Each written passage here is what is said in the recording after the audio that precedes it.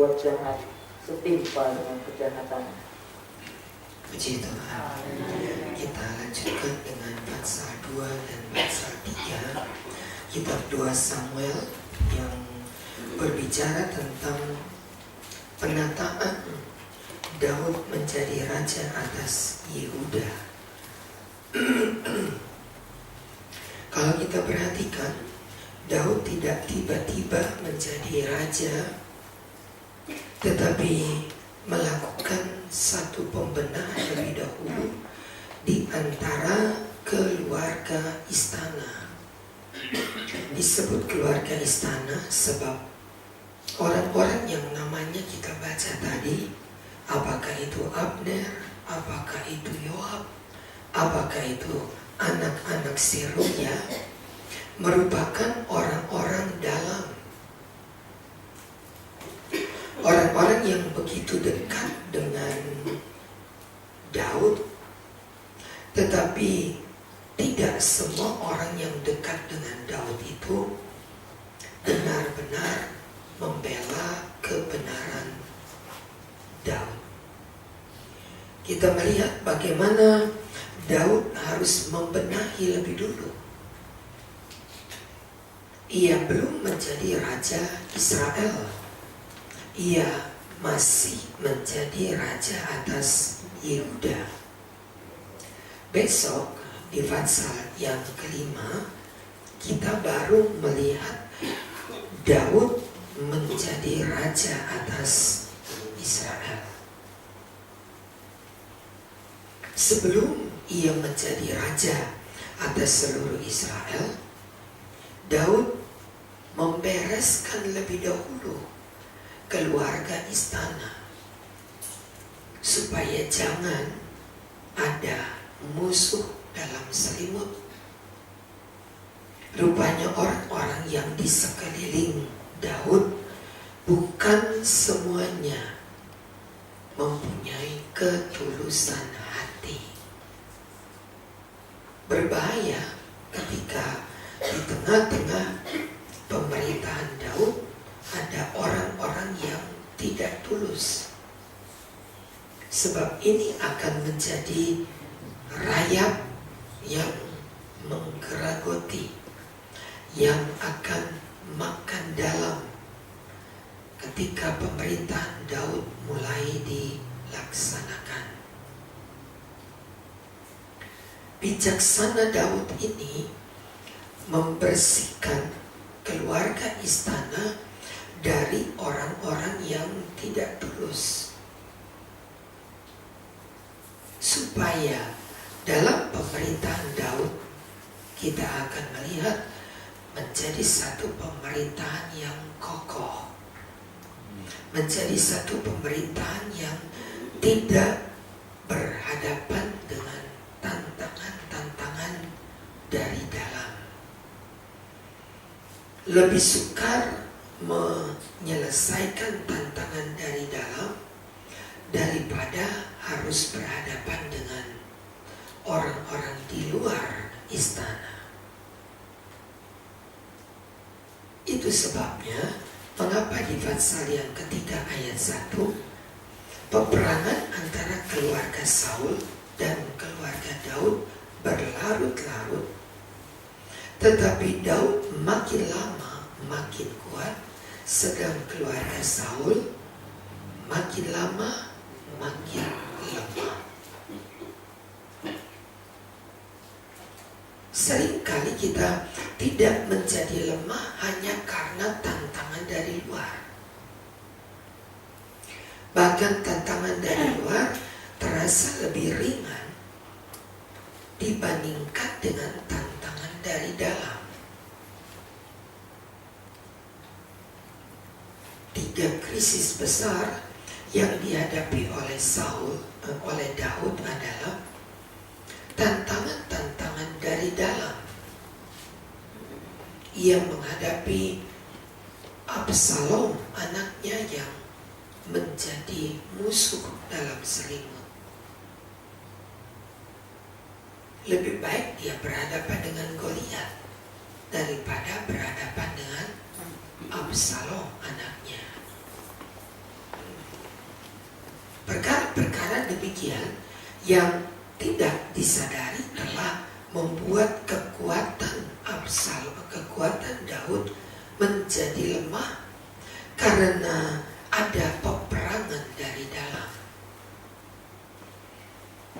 Itu sebabnya di dalam Kisah 1 ayat 8 berkata, Kisah pasal yang pertama, para rasul pasal 1 ayat 8 berkata, kamu akan menerima kuasa kalau Roh Kudus turun ke atas kamu, dan kamu akan menjadi saksiku di Yerusalem, di seluruh Yudea, Samaria, sampai ke ujung bumi.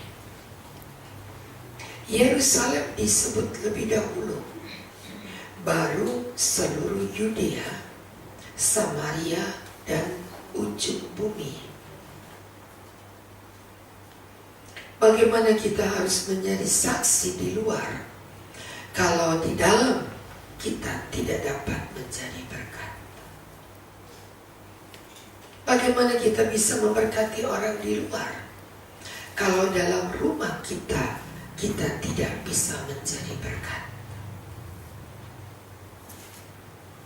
Sebab itu, mari kita akan memberikan perhatian penuh kepada sekeliling kita lebih dahulu. Kekuatan yang terbesar yang dimiliki oleh Daud adalah topangan kekuatan dari dalam. Daud harus membenahi keluarga istana. Ia berhadapan dengan orang-orang yang ditempatkan ada di sekelilingnya. Menjadi kekuatan bagi Daud ketika dia tahu orang-orang di dalam istananya adalah orang-orang yang mengasihi Daud. Tetapi sayang, kita baca tadi, orang-orang dalam justru yang saling membunuh. Ada dendam yang membuat orang-orang dalam saling mencurigai dan saling membunuh. Dan Daud tahu kalau ini tidak dibereskan, maka ia akan berhadapan dengan kekuatan besar di tengah-tengah pemerintahan Daud. Menangkan keluargamu. Amin. Menangkan keluargamu lebih dahulu. Firman Allah tadi malam berbicara tentang bagaimana dampak keluarga. Allah tidak memenangkan hanya seorang di dalam keluarga kita, tapi seluruh keluarga kita dimenangkan oleh Allah. Sebelum kita mendoakan orang lain lebih dahulu, doakan keluarga. Miliki waktu untuk mendoakan seisi rumahmu lebih dahulu. Yang paling dekat dengan kita menjadi perhatian bagi kita. Siapakah dia yang paling dekat? Siapa? Istri atau suami? Setiap pagi ketika engkau bangun, mulai sebut nama istri atau suami, lalu sebut nama anak-anakmu. Banyak kali kita bisa menang di luar, hebat di luar, menjadi pahlawan di luar rumah, tapi kita tidak bisa menjadi berkat di dalam rumah kita. Banyak kali kita menjadi pahlawan yang begitu luar biasa. Orang sanjung kita, orang angkat-angkat kita, hebat dia. Tetapi rumah tangga sendiri hancur. Orang orang-orang dalam yang perlu kita perhatikan, yang perlu kita doakan, yang perlu mendapat perhatian kita. Supaya ketika kita menjadi orang-orang yang kuat dengan dukungan orang-orang dalam, maka seperti pasal 3 ayat 1, keluarga Daud makin lama makin kuat.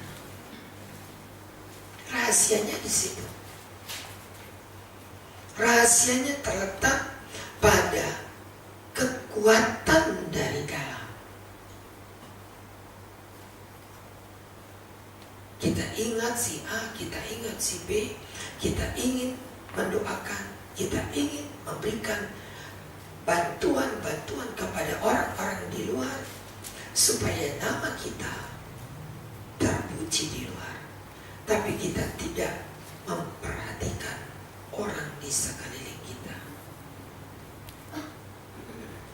Kesalahan terbesar di akhir zaman, kehancuran keluarga, karena keluarga kita tidak menjadi perhatian. Orang menjadi sibuk di luar. Salah satu kehancuran para hamba-hamba Tuhan adalah karena tidak adanya kekuatan dari dalam. Mereka menjadi kuat di luar, sibuk pelayanan, tetapi tidak memperhatikan apa yang harus kita perhatikan di dalam keluarga kita. Pagi hari ini, ingat akan keluarga. Doakan lebih dulu keluarga kita. Kekuatan terbesar yang dapat menopang tiap hari kita adalah orang-orang di sekeliling kita. Menjadi doa kita, menjadi doa yang sungguh untuk mulai mendoakan, untuk mulai menyebut, untuk mulai membawa di dalam pergumulan-pergumulan doa tiap-tiap keluarga kita. Apakah kita lebih dulu di pagi hari sudah mendoakan mereka yang terdekat dengan kita?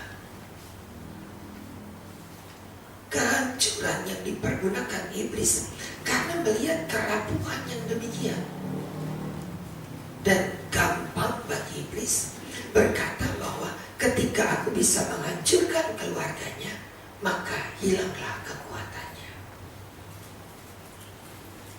Ini yang harus kita jaga, supaya di dalam keluarga kita ada topangan-topangan doa, ada kekuatan-kekuatan yang harus kita miliki untuk sanggup berperang di luar.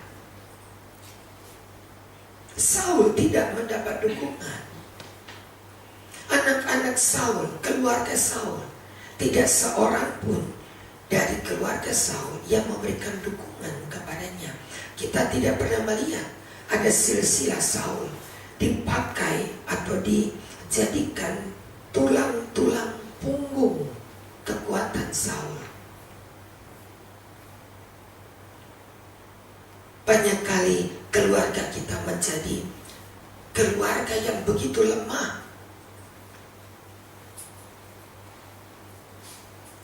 Ingat satu kisah di tengah bangsa Israel di bawah pemerintahan Imam Eli.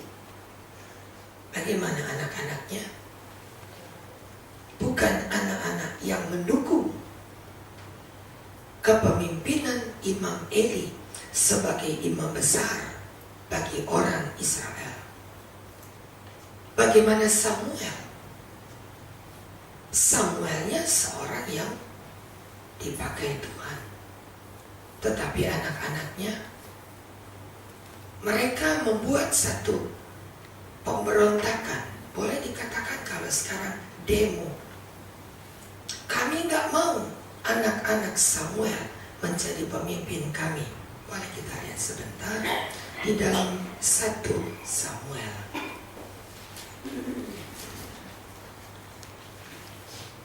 Pasal yang ke-8.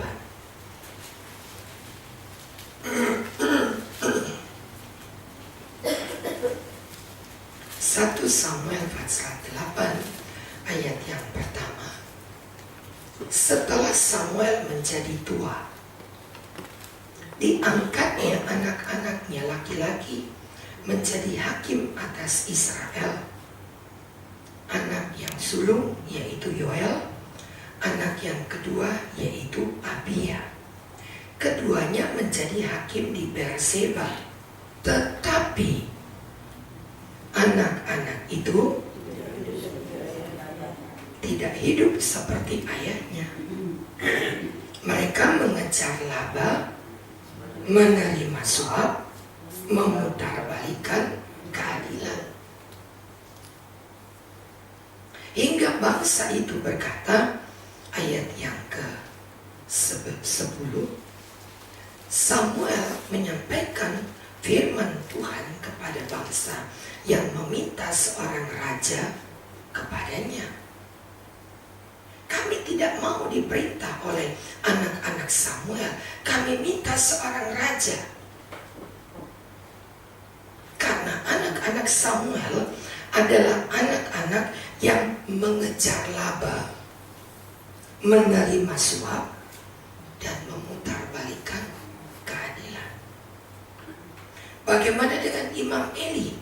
Kalau tadi saya ajak kita melihat dalam pasal 2, tetap dalam 1 Samuel pasal yang kedua ayat 11. Pulanglah Elkanah ke Rama, tetapi Samuel menjadi pelayan Tuhan di bawah pengawasan Imam Eli 12. Adapun anak-anak laki-laki Eli adalah orang dursila. Mereka tidak mengindahkan Tuhan. Ketika peperangan itu di dalam, maka hancurlah kekuatan keluarga itu. Ini yang menjadi doa kita pagi ini. Kalau sebentar kita berdoa, doakanlah keluarga saudara. Amin. Menjadi doa kita setiap pagi sebelum kita doakan orang lain, supaya keluarga kita adalah orang-orang yang benar-benar terpelihara. Allah punya perhatian kepada seisi keluarga kita. Ayat pertama di dalam firman Tuhan tadi malam, aku dan anak-anak yang kau berikan kepadaku akan menjadi tanda kesaksian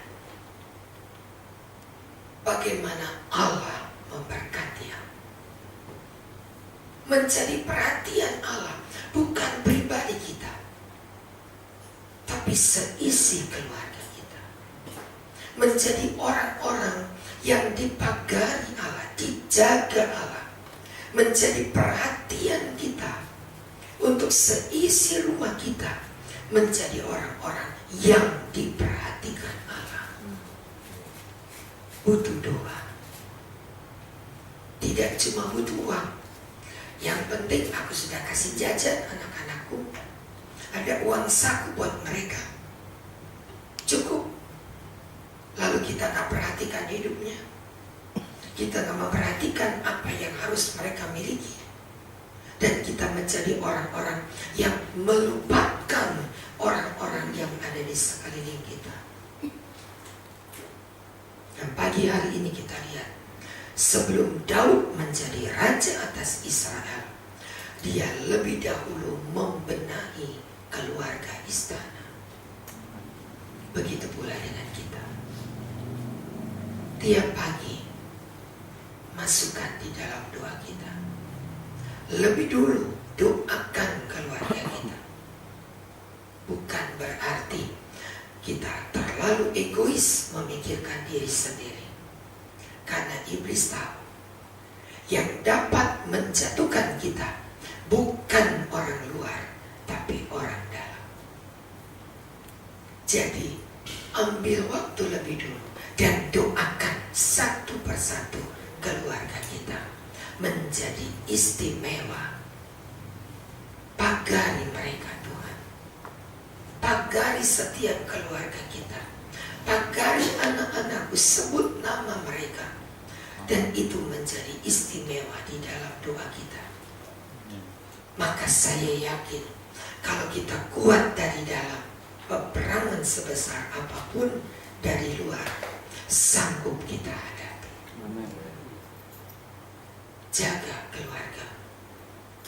Jangan bisa bicara keluarga A, keluarga B, oh si anu begini, si itu begitu, si itu begitu.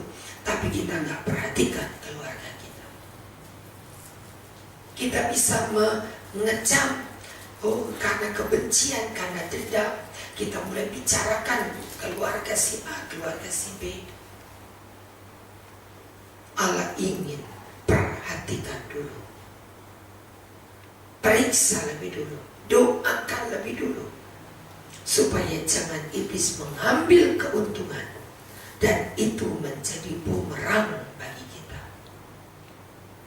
Ketika kita berhadapan dengan perkara-perkara di luar, iblis akan berkata, yang di dalam saja tidak kau benahi. Absalom adalah anak Daud yang benar-benar mengambil seluruh kekuatan Daud. Ketika ia menjadi anak yang durhaka kepada ayahnya, Daud tidak ambil pedang dan mau ajak berantem Absalom, tapi dia lepaskan mahkotanya. Dia ganti pakaian dengan kain kapur. Dia tidak pakai sendal kasut. Dan dia keluar tinggalkan istana. Orang berkata, pahlawan Israel harus lari di hadapan anaknya. Tetapi mari saudara, mulai perhatikan keluarga kita. Jadikan keluarga kita topik doa yang terutama. Baru engkau akan diberkati untuk peperangan yang ada di luar. Kita diberikan tanggung jawab. Kita perhatikan, kalau lampu, dia tidak menerangi yang jauh dulu. Tapi kalau lampu menyala, dia akan menerangi sekelilingnya. Kamu garam dunia. Kamu terang dunia. Berarti ada yang penting di sekeliling kita menjadi arah doa kita. Kita berhadapan dengan tantangan anak-anak kita. Doakan dulu.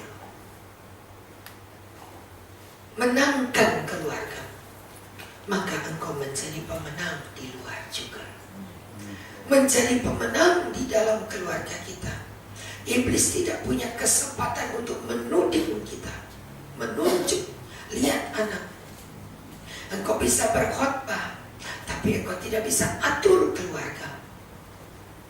Salah satu kriteria menjadi seorang diaken dalam Timotius yang kedua, apa yang menjadi kriteria seorang majelis, seorang diaken?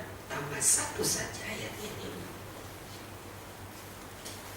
Di dalam suratan Timotius yang pertama pasal 3 ayat yang keempat, 1 Timotius 3 ayat yang keempat, apa katanya? Seorang kepala keluarga yang baik, disegani, dihormati untuk menjadi seorang majelis. Maka dia harus menjadi kepala keluarga yang baik. Itu sebabnya mengapa di Bulak-Srek saya tidak mengangkat majelis. Kita bertumbuh dulu, kita benahi, kita kuat dulu di dalam, kita jadi berkat dulu di dalam. menjadi kepala keluarga yang baik, disegani, dihormati oleh anak-anak. Baru dia boleh jadi seorang majelis. Ayat 5. Jikalau seorang tidak tahu mengepalai keluarganya sendiri, bagaimana ia dapat mengurus jemaat Allah? Untuk bisa menjadi berkat di luar, kita harus jadi berkat di dalam. Tidak diangkat jadi majelis karena dia punya uang banyak, karena dia punya pangkat yang cukup panjang di bahunya, tapi dia seorang kepala keluarga yang baik. Itu menjadi satu di antara syarat-syarat menjadi diaken atau penilik jemaat. Salah satu di antara syarat, masih banyak yang lain, tapi ini menjadi perhatian doa kita pada pagi ini. Doakan keluarga, doakan suami, amin. Doakan istrimu. Tiap pagi sebut dalam doa anak-anak, supaya keluarga yang kuat akan menjadi kekuatan